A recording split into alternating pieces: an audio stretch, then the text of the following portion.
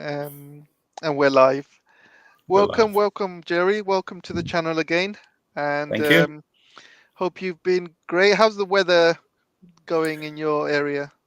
Amazingly hot and humid today. I believe it or not, it's what is it, 28th of November, and I put the air conditioning on. It was 33 degrees today here in Zhongshan, and very 33. humid. Yeah, Wow.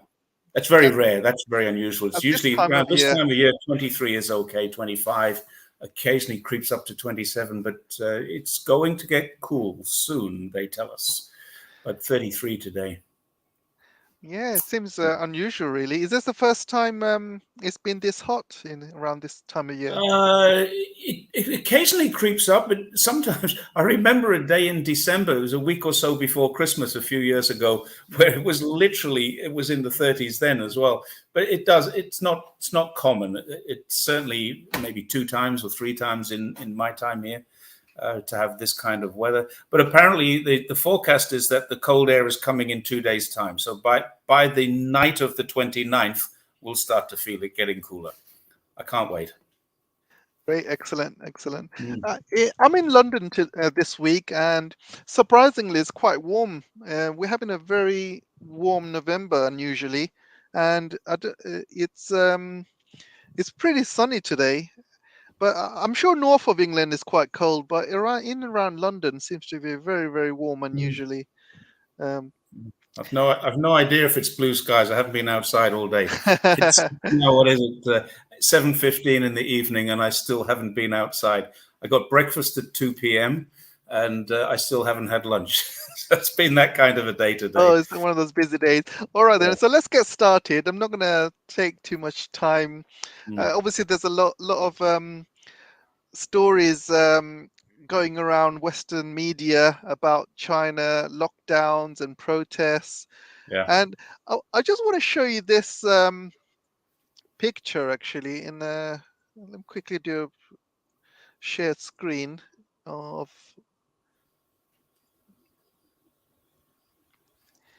And can you see it, Jerry? It's yes, I can see it. Yeah, yeah, yeah. Yeah, It's called uh, the A4 paper protest. Yeah, yeah. But couple of things strike out to me.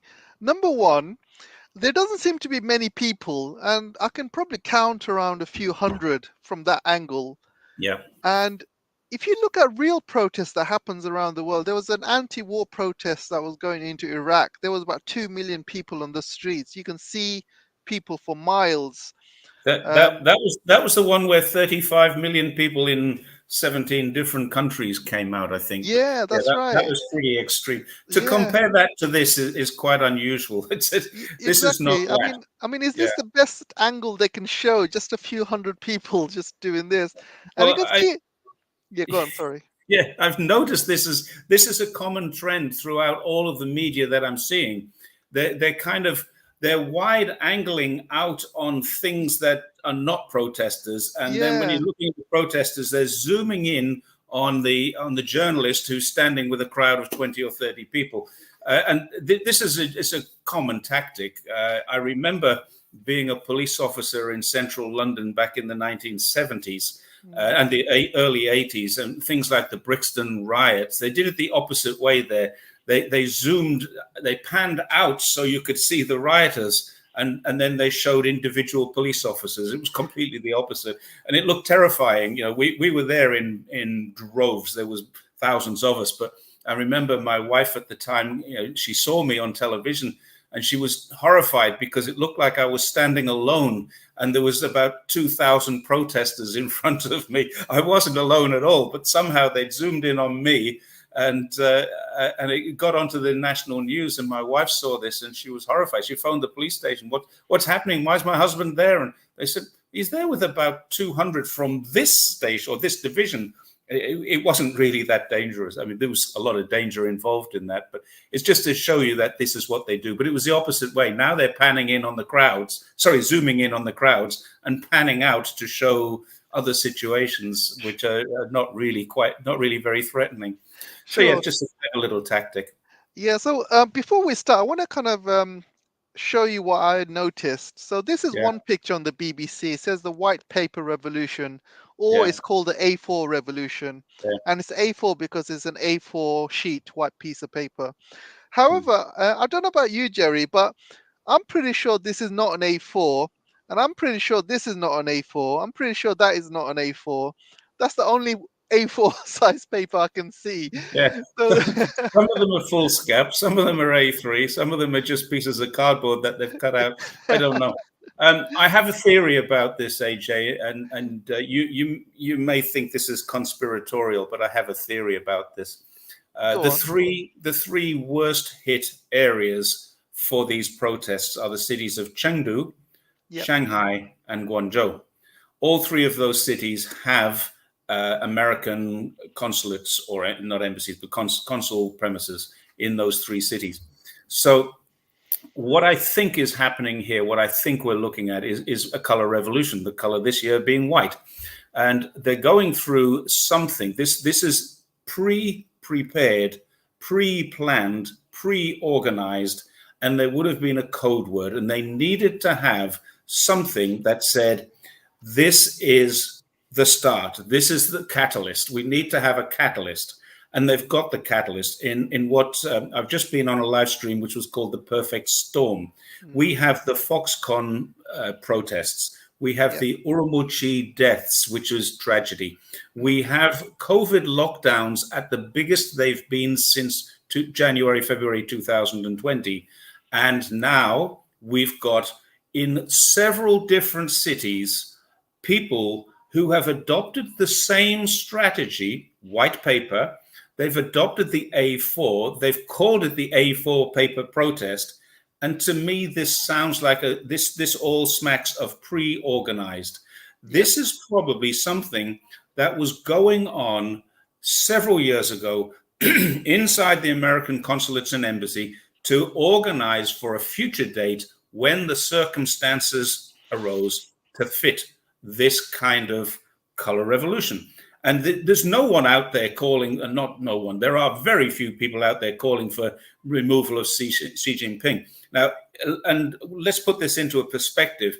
In a city of Guangzhou, it has registered 13 million, but because of migrant workers, it's probably closer to 20 million people live in that city. And you're seeing, you counted a couple of hundred. Well, let's say there's a couple of thousand and we didn't see them all. There's 20 million or 13 million people out there. So you're talking about less than 1%, less than 0.1% of the population are out there. Now, people will then argue and say, yeah, but you can't protest in China because you'll get shot or killed or whatever.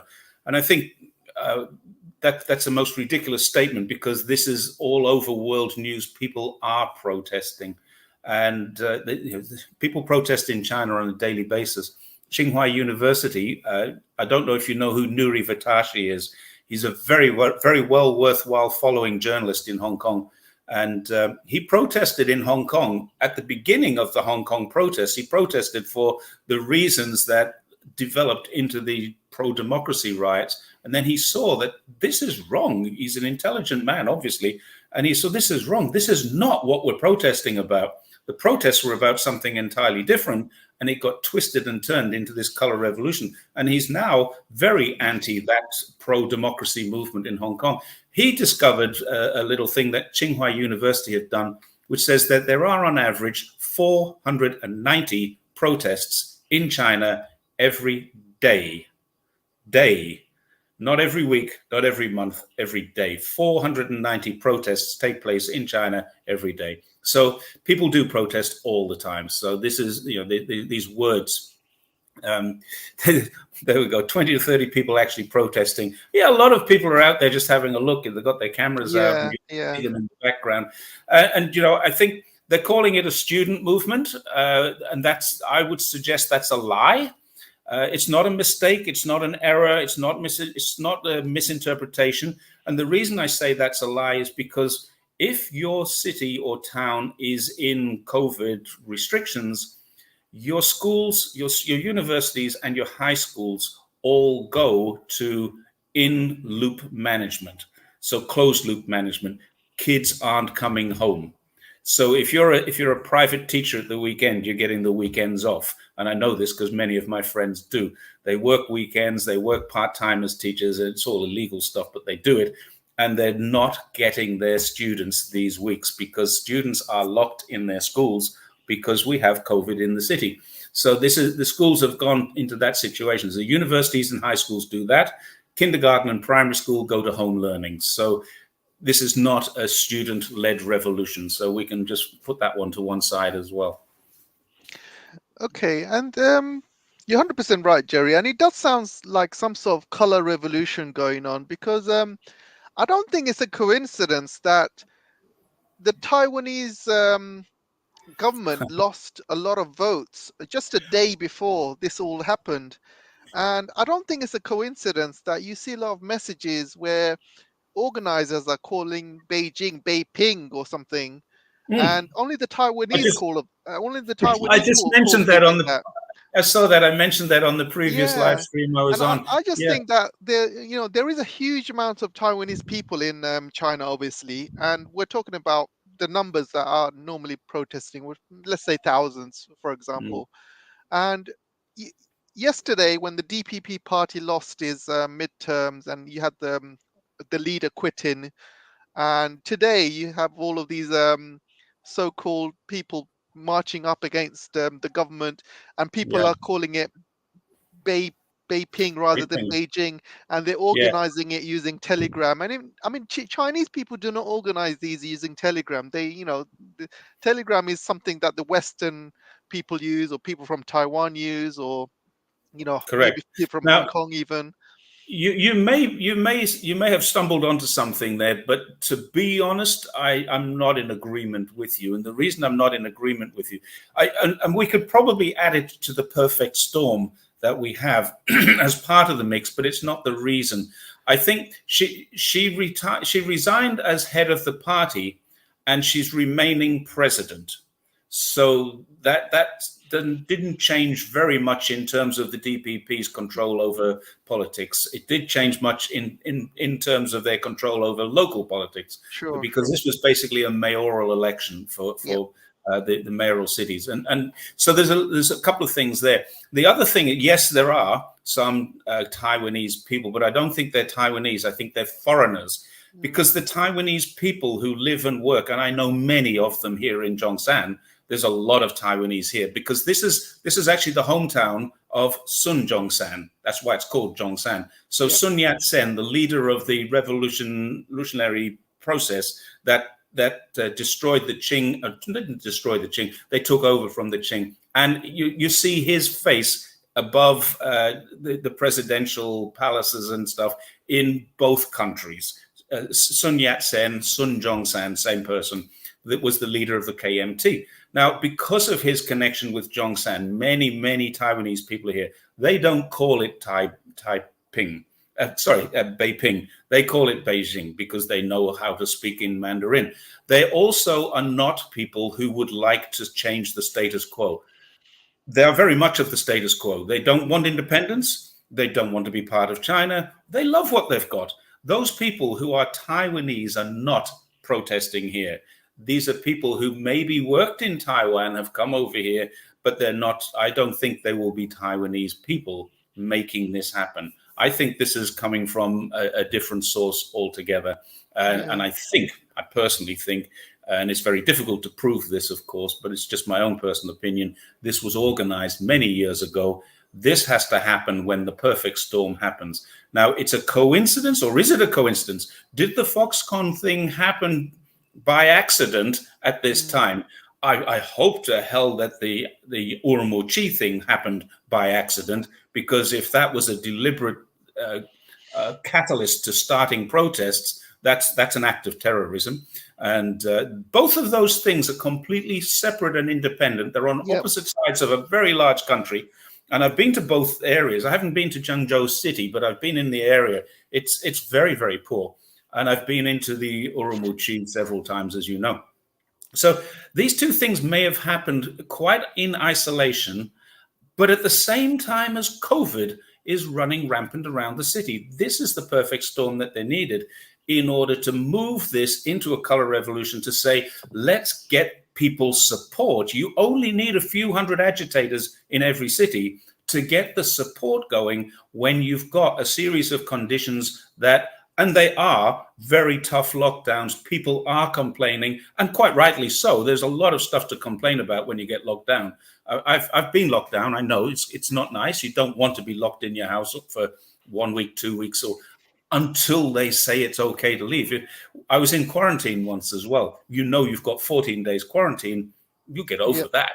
But you don't know when your lockdown ends. And they said 3 days, and then they extended it by 3 days. Then they extended it again. And they did the same thing in Shanghai. So there are genuine and justified complaints. And people complain all the time. And it's Weibo and the other social media sites are full of Chinese complaints about COVID lockdowns. They're full of complaints about the systems. Nobody ever organizes protests on Chinese media because you just get blocked off. And then you might get a knock on the door saying, what are you doing organizing this protest? Or does Jerry Gray live in this house? He's been organizing a protest. They know, they can monitor this. They've got all sorts of artificial intelligence systems. If I'm starting to organize and using words like protest, lockdown, demonstration, set fire, if I use words like this, then it really is very, very obvious. So it doesn't happen. It doesn't happen inside Chinese social media. And this is a fact that you are very restricted on what you can say on Chinese social media, because things that the government doesn't want you saying will get blocked. They don't want sedition, terrorism, extremism. They don't want separation talk. These things get blocked. They do. So this has been organized outside of Chinese social media, small groups of people on Telegram. We know they're on Telegram because we've got evidence of that. And they're using very similar tactics to what happened in Thailand, Myanmar, the Solomon Islands. This is not organic. This is something that's come from outside. Sure. And you're right. I mean, the protests about Foxconn is completely different. That's more about working conditions. The funny thing about Foxconn is that they were complaining they weren't protected enough, as well as the money issues, because people were coming into the factory who hadn't been through a quarantine period and working with people who had been in the closed loop management system.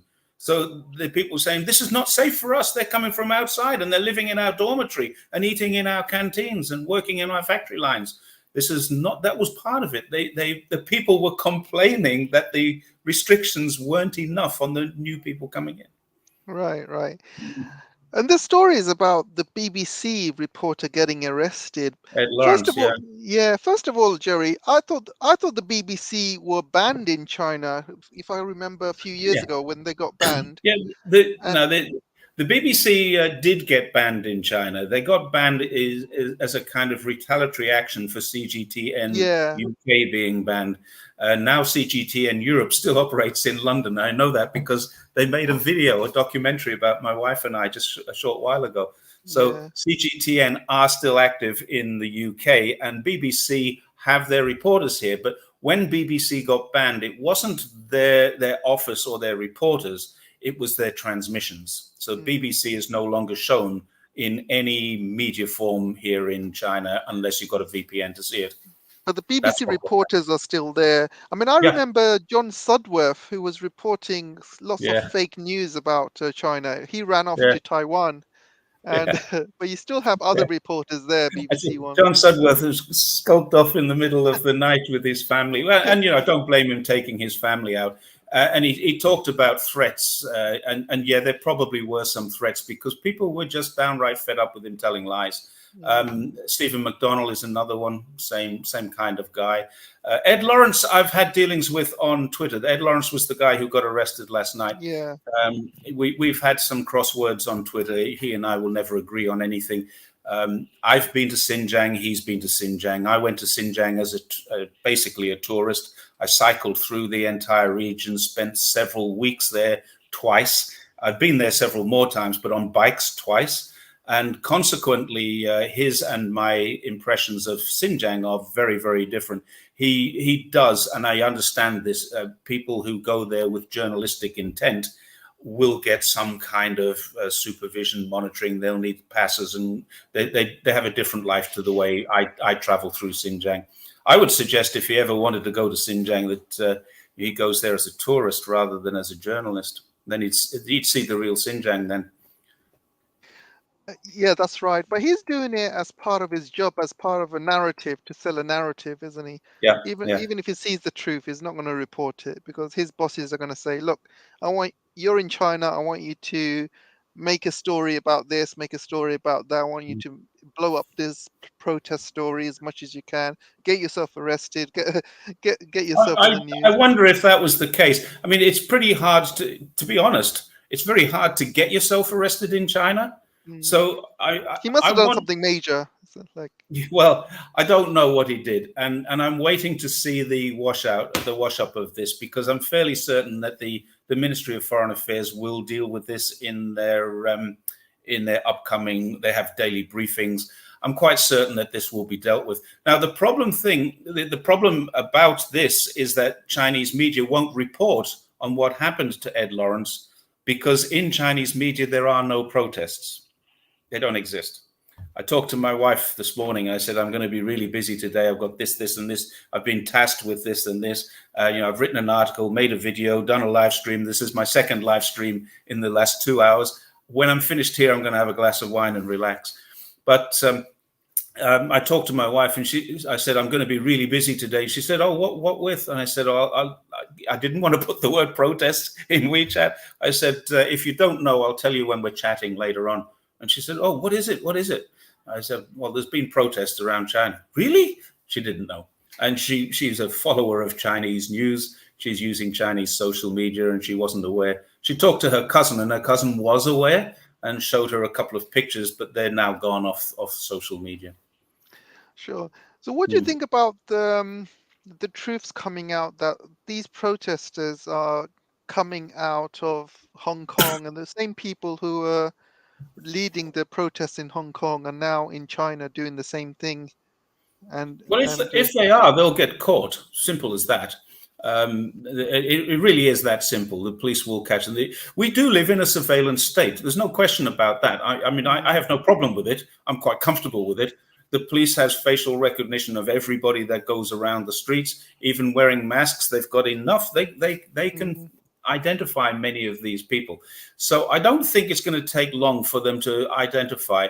Now, the one thing that the Chinese can do is that they can swamp these areas with policemen. Literally, I don't know where all these policemen come from, what they do during the day, but suddenly when they're needed, you'll find 1,000 policemen, 10,000 policemen. They don't have a problem with that. And they will swamp this area. Each area that's got the problem, they'll swamp it with police. This will be clamped down. And then they will start releasing it slowly. They'll do it harsh, and they'll release slowly. When I say harsh, I don't mean physically harsh. I mean, this is going to affect a lot of people, but they're already in lockdown, so it probably won't affect them very much. They just won't be allowed to leave their homes, and the testing will come to them instead of them going out. We're going to see a lot less people on the streets for the next few days while this is resolved. And I'm quite certain if there are people, I don't know, but if there are people who come from Hong Kong or Taiwan or any other place, I mean, we could have American Chinese, we could have British Chinese, British-born, American-born Chinese people posing as locals. My wife tells me that in the video that she did see, the person that was speaking Cantonese was not a Cantonese speaker, and it was a Guangzhou riot. So Guangzhou is most people are Cantonese and speak Cantonese, but the person was not. The person was a foreigner, she said. So that tells me something about this. The people who are using megaphones are not local people. And I think that's going to be, that will come out in the wash. I mean, we can talk about it and speculate all we like, but I'm certain it will come out. And I'm certain the mainstream media will deny this, and they'll say that this is wrong. The Chinese government are oppressing, forcing confessions. None of that happens. It's just, that's mainstream media. That's what they'll report anyway. Sure.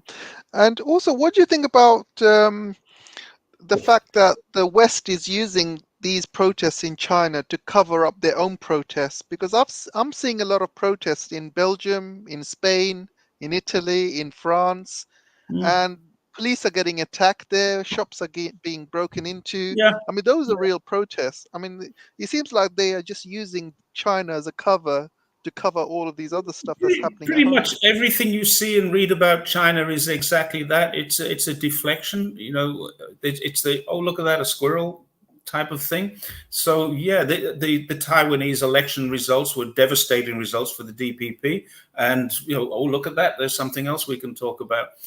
Someone asked if John Sudworth speaks Chinese. I've never heard him speak Chinese, and I have seen him interviewing Chinese people in English with a translator. So he asks a question in English, and then the response comes back. So 他会说中文，我不知道。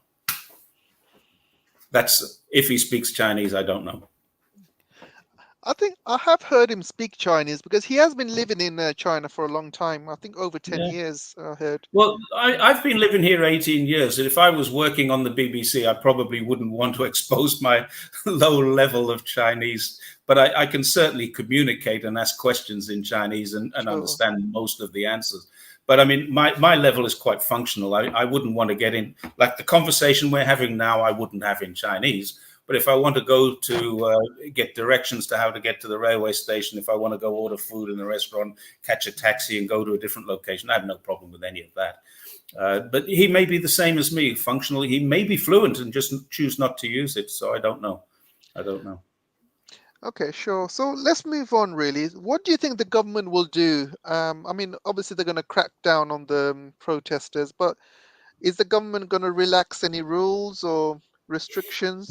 Yeah, they already have. I don't know if you know this. I edit a local newspaper. It's a kind of favor for a government friend, and hopefully one day it'll be paid back in kind. But I edit some local newspapers, or local news articles, not papers. So just once or twice a day, I'll get an article. Can you have a look at this for us? And just before talking to you, I was editing an article about Haiju, which is the area in Guangzhou most affected. They're opening part of that tonight at midnight. They're relaxing some of the areas from high to medium, and they've changed some other areas from medium to high, depending on the numbers. But the 23,000 people in one area came out of quarantine today. More than 100,000 people are still in quarantine. I mean, in quarantine hospitals because they have been confirmed sick. I think it's 120 something thousand people still inside of hospitals. So there's a lot going on, and it's changing. It's constantly changing. And yes, they are constantly trying to move people from one place to another. So, for example, a few weeks ago, I was in Hunan, and the city we were in got locked down. We were in a city in Hunan, staying in a hotel, 680 RMB. That's what is about 60, 70 pounds in your language. Not a great deal of money, but it is for me. And we looked like we might get locked down for an extended period of time. I was talking to the guy I was visiting there, and he is still locked down now, and it's been 20 days. So when that happens, the government does everything it can to get you out, still in a closed loop management system, and move you home so you can do your quarantine at home. Now, it doesn't happen quickly, but in my case, we were very, very lucky. We had, and it was luck because it was the first day of the lockdown and trains were still running. They got us onto a train and we were home, and then we did 7 days of isolation at home. So no problem. This is what China is doing. What you've got to take into perspective, there's 1.4 billion people here. There's probably about, and I don't know the exact number, but I doubt if it's as much as 100 million people who are in some form of lockdown. I'm not in any lockdown at all now. We have restrictions on dining in and stuff like that, but there's no lockdown in most places. So in Guangdong, there's 110 million people live in the Greater Bay Area, and the people who are in lockdown are about 1 million. So it's 10% of the people in Guangdong are in, sorry, not 10%, 1% of the people in Guangdong are in lockdown right now. That's all this is. And of that, 100 or 200 of them are protesting. In fact, probably 20 or 30 of them are protesting, and 180 of them are out there filming it because it's interesting. Stuff like this doesn't happen very often. And one of the things I've never seen is violent or aggressive protests in China. Last time that happened was 1989, and we know all about that. Yeah, I haven't seen any violent or aggressive. It just doesn't happen. So that's why it makes news when it does happen. Wow, look, this makes news. A few months ago, there was the banking crisis that made news because it was a violent process. Foxconn thing made news because it wasn't. It's 450, 490 protests every day that don't make news, but this one did. sure. So that's the perspective. That's all. That's all I'm pointing out here. Is that 1% of Guangdong province is in lockdown, and that means 110 million people are not in lockdown. So it's not that big a deal. And they're not screaming about changing this. They're screaming because of the inconvenience. Nobody wants to be locked down. Nobody wants to lose their business. Shopkeepers, restaurateurs, hotel owners, those kinds of businesses got no business. They're going to lose. And everybody wants to stop that from happening. It's not that we want lockdowns to continue. We want them to stop. But the alternative, as we spoke the other day, the alternative is probably 10, 15 million dead people if we let it rip through the community. But that gets even worse when you look at how many beds there are in Chinese hospitals. So they've got to continue with the COVID zero policy, but they really do need to get to grips with how they manage it and implement it in local areas. And they've done a pretty good job. Everybody who's locked down gets free food, for example. And if you want to get out and volunteer. You just go out and be a volunteer. You put your name into the hat, and they'll call you out and give you the PPE and say, go and deliver food to that building there. They're looking for volunteers all the time. It's not the end of the world getting locked down. You aren't locked into your house physically. And if you are, that's a criminal act, which is what seems to have happened in Urumqi with the deaths there. Yeah. So I was gonna come to that because there's some clips showing people locking these people up so they can't get out of their property, and the back door was being sealed shut. Does it happen a lot around China? I mean, is that No, it something? doesn't. No, for AJ, if it happened, it would be illegal. That's the first fact. Now, when it was reported back in 2020, that was reported. Oh, look, they're welding the door. They're welding people into their apartments. No, they weren't. Nobody welds people into their apartments. I mean, not legally anyway. If you're doing that, there's a criminal act involved. So what they were doing was exactly the same as they did where I live. I live inside of a gated community. We have a front gate. Now, because mine is an older style community, I don't know if you know what the huton is. It's kind of like a lot of laneways. And I live at the end of one of these laneways.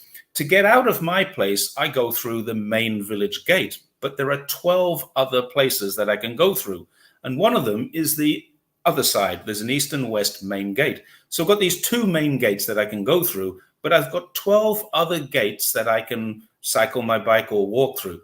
And they're just laneways that go out into a main road. So they locked all of them off when we were in a restricted area. They locked them all off so they could funnel us through the main gate, record who was coming, record who was going, take our temperature, which is what they did. We were allowed out for 3 hours every second day, pick up provisions and stuff. This was in the old days. There was no food being delivered. So they allowed us out every second day. And they're doing that now in Haiju, in everywhere that is not high risk, where there's a lot of sick people, then or a lot of COVID infections. I shouldn't say sick people because they're not always sick. But where there's a high risk, they lock them down. Where there is a medium risk, you can still wander around your community, but you can't go out of your community. Now, that's all this was. They were locking off areas to say, you can't come in or out of this community without going through the one controlled point. That's what that's about. Yeah. So that thanks for clearing that up. Of course, I think a lot of these stories love to get blown up by the mainstream media with their own narrative. So I was going to ask you, Jerry, do you think this is going to spread to other cities, or do you think this is gonna be the end? I don't think it's going to be allowed to fizzle out. This is a problem. It can't fizzle out because if what I say is correct, I mean, it is a big if, but this looks like a pre-organized, pre-planned color revolution that needed a catalyst. the catalyst is the three different things: COVID, the Foxconn, and the Urumqi deaths, all happening within a space of a time. And if you want to add the Taiwanese elections into the mix, let's do that. Maybe the whole thing was planned to happen at the time of the Taiwanese elections in case this is what happened. Maybe they knew. But anyway, if that's the case, then the people who have planned this and paid lots of money to make this happen will not just allow this to fade away. They want to pursue this. So we're going to see media reports saying about the atrocities. Now those concentration camps are going to be moved to Guangdong. All the things that they lie about in Xinjiang are going to be moved to Guangdong and Shanghai. I've already seen there are 87,000 makeshift beds in various different places in Guangzhou alone, one city. 87,000 makeshift hospital beds available for this pandemic. Now, some of those are these new hospitals that they've built in, the 10-day hospitals that are so miraculously appearing. Now, they're going to be, this is not a hospital, this is a camp. And the reports will be things like that. So we're going to see an acceleration of the reports while we see a deceleration of any activity. And I think this is where my job in the near future is most likely going to be going to places like that and talking to people and saying, no, it's exactly what they said it was in China and nothing that they said it was in the Western media. We're going to have organizations like ASPI doing satellite coverage and saying it's got fences around it, it must be a prison. That's what's going to happen. I don't think the riots, if you can call them that, the protests, the demonstrations, whatever is the right word, they won't escalate because the Chinese police won't allow that to happen. Yeah, I completely agree with you. I don't think they're riots because I think people don't understand what real riots are. And real riots are what I mean. When I grew up, I remember the Tottenham riots. I don't know if you were there in London at the time. And there's obviously the Brixton riots as well. I was at the Brixton. I left the UK in 1987, so whatever happened after that, I'm not aware of. I went to Liverpool, I think it was the Toxteth riots. I'm not sure what you said there, Toxteth or Tottenham? No, Tottenham in North Tottenham, London. okay. Yeah. No, I don't know any yeah. Tottenham riots. They're after my time. 1981 was the Brixton riots. My son was just born that month. In a couple of months before, he was like 3 months old and it was part of my reasoning for leaving central London. I got out of central London, went to live and work in Essex. And it was because of things like that happening. I didn't want to be a young father with the chances of going to work and having a scaffold pole put through my head, which was quite a possibility. Yeah, exactly. And you can see in the United States when you had the Black Lives Matter riots as well. These were huge riots, tens of billions of damages and hundreds, millions of people, all over United States. And those are real riots. I mean, when you see a small number of people in China, I wouldn't even I think the word protest. Let's stick with the word protest. These are not riots.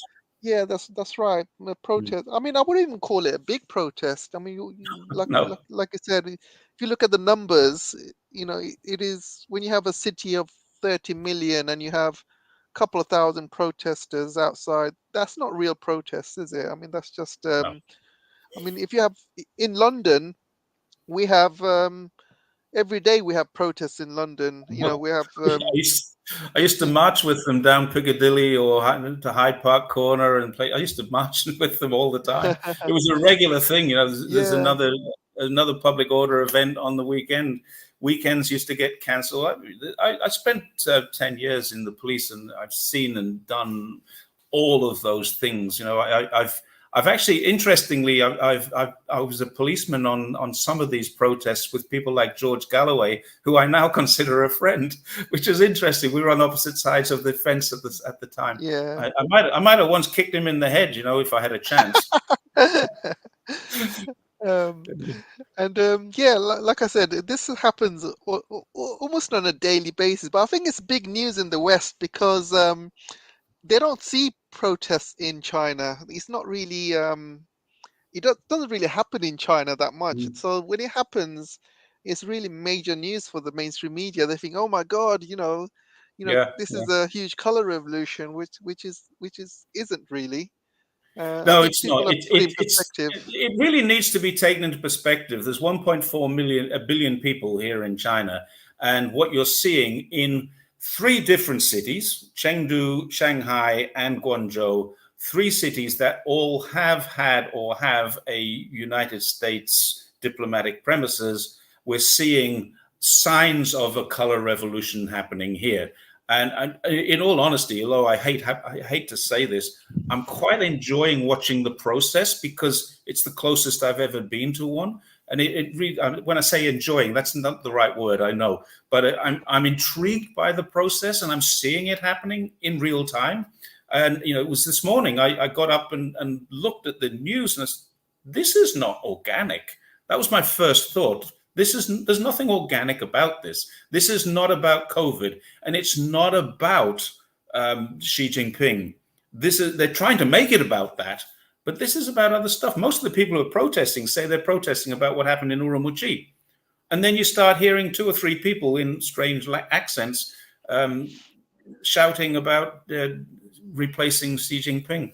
I don't really know exactly what's going to happen, but I can see that Chinese police are not going to let it happen. The Chinese government are not going to allow this to spread. That's one factor. The other factor is that they will investigate this and we will find out what really happened. And I'm fairly certain that we will see masses and masses amounts of media disinformation coming. And I just did a short video just a couple of days ago about how, and it was about the Victorian state election in Australia and how that relates to the misinformation about China. All the information about Victoria in New South Wales was wrong. All the information about Taiwan was wrong. And it wasn't wrong. They were trying to steer public opinion that way. Now, the people in Taiwan read their news and said, that's wrong, I'm going to ignore it. You can't lie to people about the place where they live. You can lie to people about where they used to be. You can lie to people about where they don't know, but you can't lie to people nobody could lie to me about China. I've lived here 18 years. I've traveled extensively. I'm married into a Chinese family. I've studied in China. No one could lie to me about China. They could tell me something I didn't know, but they couldn't lie to me about the place because I know. Now, in Victoria and in Taiwan, we've just seen evidence of that. So we now know that the people who live in a place can't be lied to by the media. The rest of Australia was taken in by the fact that the Labour government in Australia was going to get kicked out. And it didn't. It won substantially. So complete turn. Now they're saying, oh, it wasn't our fault. It was the fault of the other party not capitalizing on what they should have capitalized on, that sort of thing. So they give their good reasons. But the same thing is happening here. You cannot lie to Chinese people about China, but who in the rest of the world has been to China? Not that many people when you count them. There might be a 20, 30, 40 million, but when there's 8 billion people in the world and only 1.5 billion of them are here, the rest of the world haven't been to China. So you can lie to the people who never come here and tell them this is what it's like in China. And I arrived in China absolutely convinced I was coming to a police state, authoritarian government, predatory business practices, all of the things that I thought were true, and none of them are. So that's the problem with media. We're going to see massive amounts. Thank you, Tiff. We're going to see massive amounts of misinformation and people will be taken in by it. The same people who say, don't believe anything you read in the papers. But look what's happening in China. That's the problem. Sure. A final few points. I'm also Yeah. hearing reports that President Xi Jinping will address the nation. Do you think? No, I think that was. Is that I false? think I suggested that. Oh, did It's you? not a plan. It was my suggestion. Oh, okay. That's all. Oh, I put that out on something, and he came back to me. Oh, Xi Jinping's going to. No. I just thought he should. It's just my opinion. He should address the nation. okay. So you didn't. He's not doing it. Is that what you're saying? That was just your opinion, is it? I hope he does. I want him to, but yeah, it's just my opinion. I think. Don't you? It's not my opinion, AJ. It's my advice. Sure. if he wants to take it. But do you think if he comes on, he's just giving in to these protesters? No, He's I just disagree. No, I don't think he needs to talk about the protests at all. The mm, protests will be managed locally. I think what he needs to do is to explain, or somebody needs to explain why we're going down this track. I saw a newspaper, not a newspaper, sorry. I saw an Australian Bureau of Australian Health Department article, not an article, it's a report. 80% of the people who have died in Australia died from Omicron. They now have 12,545 dead people in Australia of COVID. 80% of them died of Omicron. Now, people keep telling me Omicron's no worse than flu.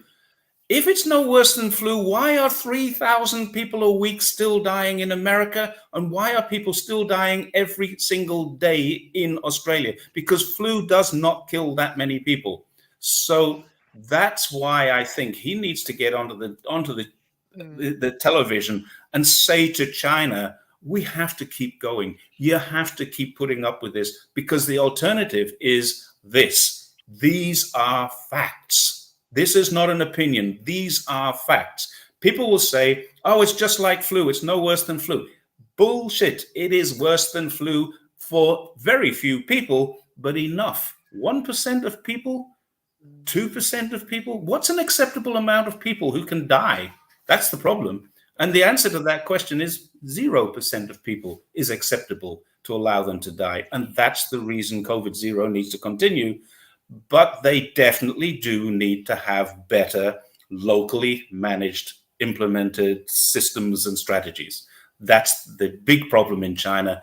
You can go into one place and it's okay. You go into another place, they won't let you in. What's the strategy?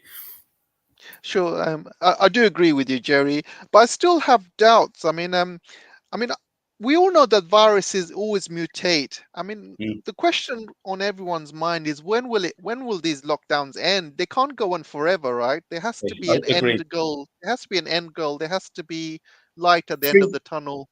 Because one of otherwise, one of they're doing three it things needs to forever. happen. Viruses will always mutate, and you'll never Mm. find an end goal if you continue like Yeah. this. Yeah, one of three things needs to happen, AJ. This is what it is. And this is the bottom line. One of these three things must happen. Either the virus mutates to a point where it's no longer as dangerous and is like a flu, and then that's an acceptable risk that you can allow it to enter the community. That's one. The second one is vaccines, which are still not efficacious. Now, I'm going to say something here which will get the vaccine anti-vaxxers boosted up and pumped up.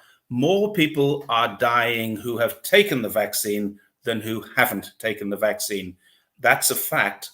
But when you have a population that's 90% vaccinated, that's an inevitability too. So I'm not anti-vax. Long COVID is another thing. Yeah, that's another problem. If you had COVID more than 21 days in the UK, you didn't die of COVID. But their Yeah, excess death reports will show many, many more deaths than previous years. yeah. So one of three things. First of all, the virus mutates. The second one is vaccines need to be more efficient at saving lives and preventing transmission of the disease, which vaccines don't. And we know that because more people who have been vaccinated are dying than haven't.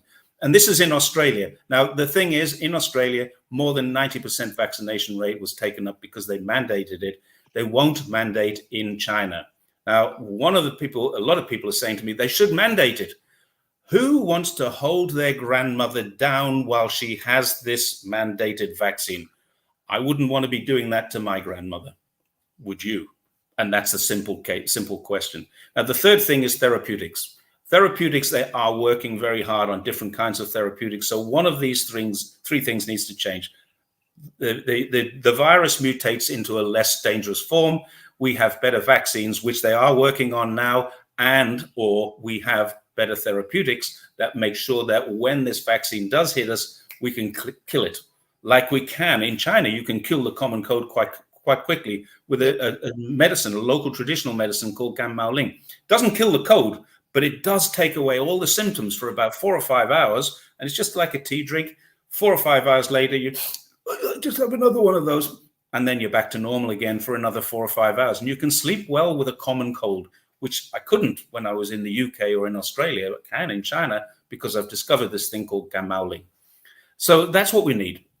Better therapeutics, better vaccines, lower mortality rate from a mutated virus. Once one of those is in place, then China can open. And honestly, last year China was much more open before Omicron. Yeah, My yeah. wife and I cycled for 7 weeks through Guangdong into Guangxi, up to the Mm. border with Guizhou, and then we cycled home again. No problems whatsoever. But we wouldn't risk going out now because we might get locked down somewhere. And so there's a difference. It did open up and it did relax a lot of its restrictions, but now we're back to it because of the Omicron being much more transmissible. Yeah, yeah, I can explain that actually. I was actually talking to a number of scientists about this, and one of the reasons China was opened up last year because the Delta virus, even though it was very dangerous, it killed a lot of people, it wasn't easily transferable like the Yes. Omicron is. The Omicron Mm. is a lot more easily transferable, Yes, although that's not my as understanding. deadly. Yeah, although not as Mm. deadly, but that's why China was able to lock down on the Delta variant easily. Well, both the CDC in America and the Australian Health Department both disagree with you. Omicron is equally as deadly as Delta was. It's killing as many people in terms of percentage, but it's killing less because of the vaccines and because of the therapeutics. But it is equally as deadly as Delta was, according to the CDC and according to the Australian Health Department that I was reading today. So, I'm not a scientist. I'm reading what they Yeah, say and yeah. I'm just relaying it to your audience. Yeah, yeah, no, you're right, and I think the government actually mess around with the figures as well, don't they? I mean, they used long COVID, they call it excess deaths as well. Well, So anything, excess deaths are a report that are done every year. I mean, they're a constant, ongoing thing. The excess deaths in America right now, they contribute to the life expectancy statistics as well. So in America right now, their excess deaths are up 500,000 on last year, and last year was up 500,000 on the year before. So we're now at that where they say there's 1 million extra deaths from COVID. COVID has caused 1 million deaths. Now, you can say died with COVID, died of COVID, died as a result of some factor related to COVID. These are all different things, but people are still dying. And that's why it needs to be kept out of China. We have a different culture here, entirely different. We have very dense populations. That's one thing. People live in massive apartment complexes, many people. We also have a culture of people staying home and looking after grandkids, grandparents, grandkids living in the same house or same home. That's the 3 generations, 4 generations, quite common here. And the other thing is that we have this culture of society, social. People mix and mingle every day. People get out. So with the density, and there's one other factor as well. It's an aging population. A lot of people are my yeah, age and above. I'm 64, so a lot of people are quite old. And so the aging population, the culture of older generations living with younger generations, the density of the population, and the way that society mixes and mingles on a regular basis. Go out in any, I think you've been in China, go out in any town center in the evening, and what do you see? The dancing IEs. They're out there mixing and mingling. So those 4 factors are contributing to, or would contribute to, a massive death rate if they were just allowed. And we don't have as many hospital beds as the West either. So it's necessary that COVID continues, COVID zero continues. But I agree with you. I really want to see an exit strategy. We want that exit ramp, but we can't have it until one of those 3 conditions has been met. that's right, that's right. And also, I was in a speaker's corner yesterday, and I was speaking to one particular gentleman, and he says that you know companies like Pfizer um, and all of these pharmaceutical companies are pushing for this agenda because they want to make money. They want to sell vaccines to China, Yeah. and they want to tell the world that Chinese vaccines are no good. Look what's happening in China with all these lockdowns, and and these pharmaceutical companies are now saying that their vaccines are better. They need, China needs to buy vaccines from us, blah blah blah. And I wouldn't be surprised if a lot of you know a lot of these kind of stories are coming out from these pharmaceutical companies or complex, because in United States you have three major complexes. You have the military industrial complex, you have the oil giants, and then you have the pharmaceuticals. Yeah, big And pharma. Yeah, I wouldn't surprise me if they are somehow controlling some of these narratives that's coming out of China. What's your I would thoughts on agree. that? I mean, these people. I mean, basically, your media is controlled by I call them the oligarchs. I know that that's supposed to be only for Russian people, but you have especially in the West, you have the Murdochs and the Fairfax News in Australia. You have very limited number of ownership, and they are all interconnected. China has more freedom than Australia. True, very true. I lived in Sydney as well for a long time. Even before COVID, China had more freedom than Australia. It's personal freedom is very, very easy to arrive at here. Sorry, go on, And Adrian. yeah, I was just putting a screen share, and just to make my point, this is from BBC just now. And you can see he's saying that why is China so behind? And Mm, immediately they mentioned 2 doses of Pfizer vaccine gives 90% protection against severe disease or death, and 70% with China's. So immediately they're trying to sell their Western vaccine is better than the Chinese vaccine. Immediately yeah, they're kind of highlighting that. They're saying that China is behind. They're saying that most of the lockdowns is happening in China. So immediately they're trying to sell Pfizer and Moderna. Can you see all of yeah, these articles coming out? So yeah. that's why I think that they AstraZeneca, Pfizer, and Moderna. Yeah, yeah, and that's why I think that a lot of maybe these the pharmaceutical industrial complex is kind of pushing out this agenda, because they know that they're not selling any more vaccines in the rest of the world, because most of the world have stopped taking vaccines.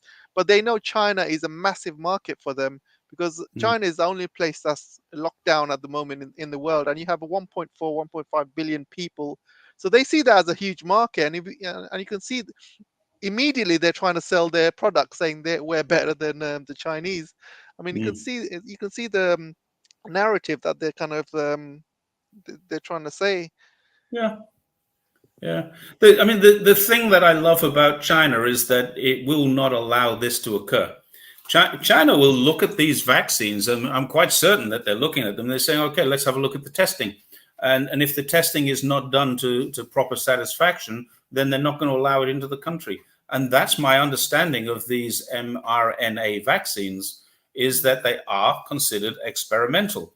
Yeah, And until such time as they're not considered experimental, China's not going down that way. China is developing its own mRNAs as well.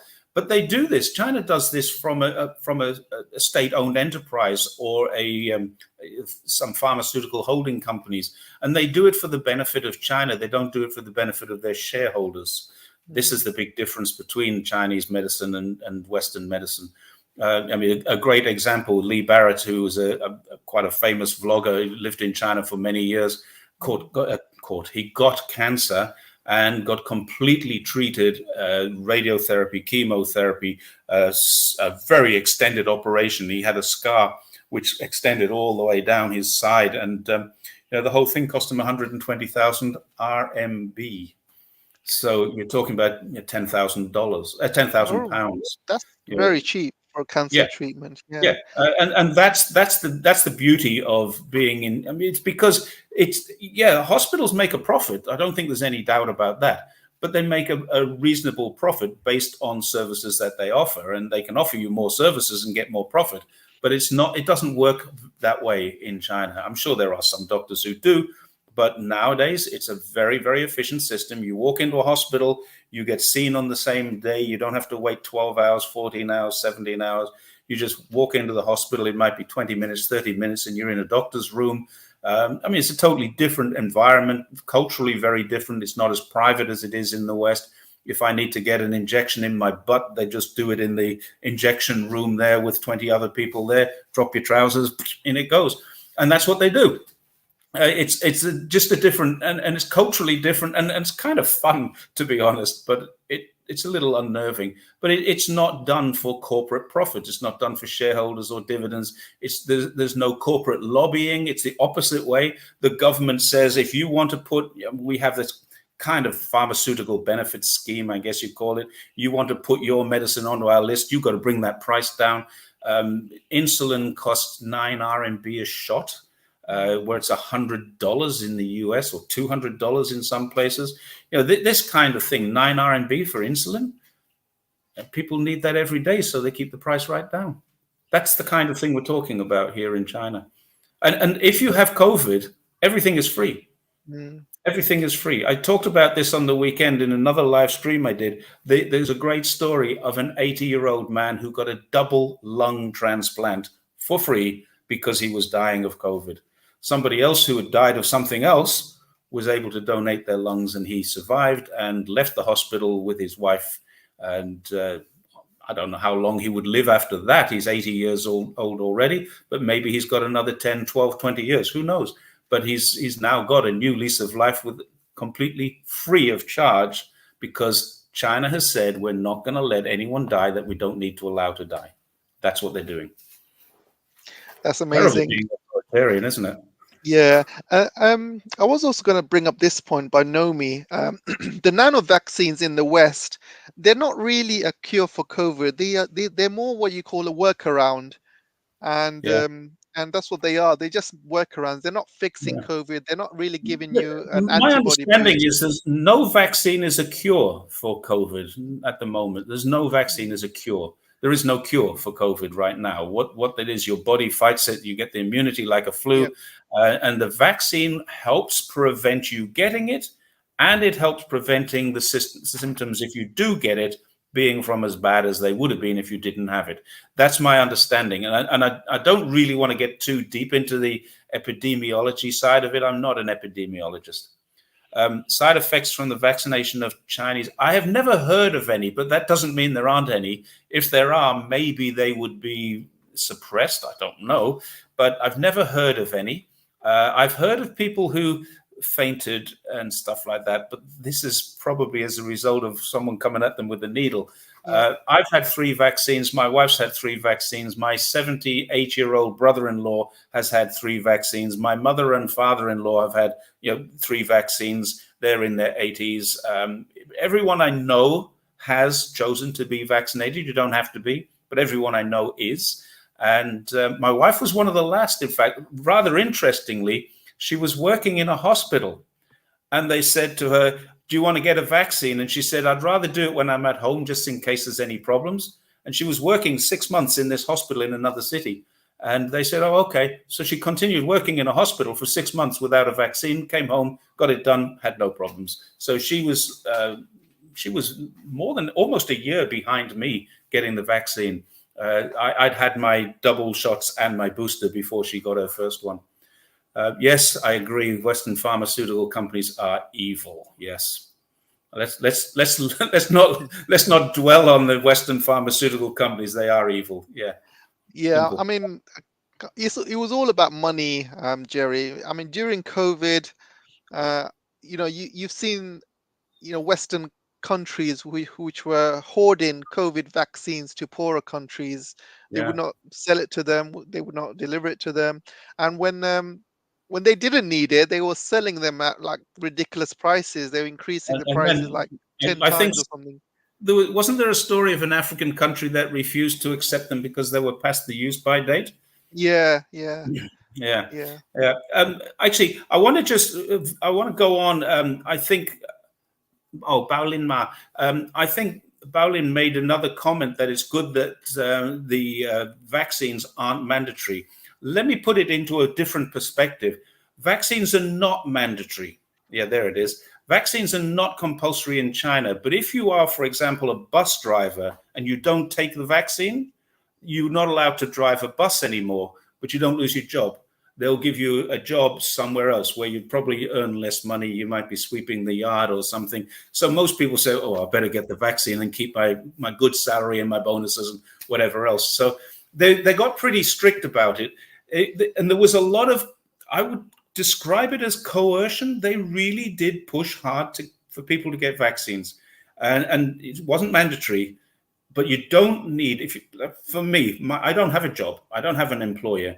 Nobody has ever asked to see my vaccination status. I have stayed in hotels. I've traveled in the last six months to about 40 different cities in China. And I've traveled, and I met Alex in Chongqing, and I traveled to Jiangsu, traveled around Guangdong, been in Guangxi, been in Hunan, been in Beijing. No one has ever asked to see, no one cares that I have a vaccination or not, because it's not compulsory. But if I had a job as a teacher, they might say, well, you can't continue to teach. Your choice. And nobody loses their job, but what kind of a job can you do in a school if you're not a teacher? So I think Exactly. most of my teacher friends are vaccinated because they didn't get a choice. So it's not compulsory, it's not mandatory, but they do find a way to encourage you to do it. So let's get it. It's a perspective.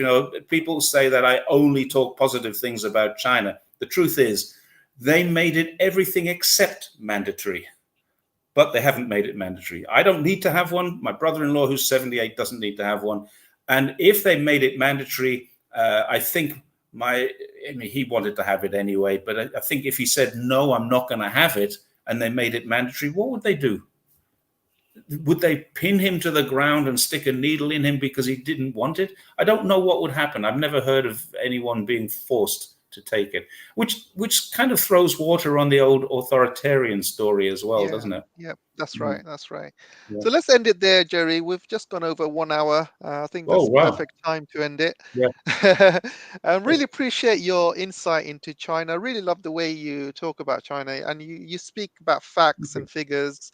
And I believe that comes from your police background, because only a It's policeman would speak like that. Yeah, probably I learned a lot. I joined when I was 18, left when I was 28, and it's pretty indelibly etched in there. But That's yeah, right. I'm also something of a researcher. I do a lot of research work for academic organizations, and if you present them information that's not factually checked, they'll immediately come back and say, "Oh, where's the source for this?" So I just get it right the first time, and I do Exactly. a lot of fact checking. And when I do my articles, when I'm writing or making a video, everything is fact checked. So yeah, I do have a lot of those facts. But if I don't know something, I say, well, I think this was the number. I won't say it was the number. 12,545 people have died of COVID in Australia because I read it this afternoon. Sure. I know it's a fact. Yeah, I always find that ex-police officers always make good politicians, or even good geopolitic analysts, because Really? the other ex-policeman I know is Garland Nixon. I don't know if you heard of him. I know who Garland Nixon is. Yeah, I didn't know Yeah, he was a police officer, yeah, though. he used to Yeah, be yeah, he used to be a police officer, and so yeah, I think when you have that background, it does give you an advantage. You speak clearly, you speak factually, you speak in a yeah. way people understand, and that's a very, very Yeah, good skill to have. if you stand in the witness box and say, "I don't know, Your Honor, I don't know, Your Worship," you've just lost your case. So yeah, Yeah, you have to yeah, prepare quite well. Yeah, that's a fact. Yeah. yeah, I excellent. mean, people have this image of the police as being British police, anyway, as being kind Mm. of buffoonery, But in fact, they're pretty smart guys, most of them. Yeah, I was the yeah. dumbest of them all. I'm pretty sure. All right, thanks, Jerry. Thanks for All coming right, on, AJ. and Thank you, and really, really thank appreciate you your to your time. audience. I had a great time chatting. Some good questions there. Thank you very much. No Thank you. problem. Thanks for your time. And thanks, everyone. Thanks for the moderators. And thanks, everyone, for coming in and listening to us. Really appreciate the support, and really appreciate the kindness some of you have given today as well. So I'll see you guys soon. Thanks, Jerry. And I'll see Thank you you. soon, hopefully. Take care. Yeah. Okay. Bye bye.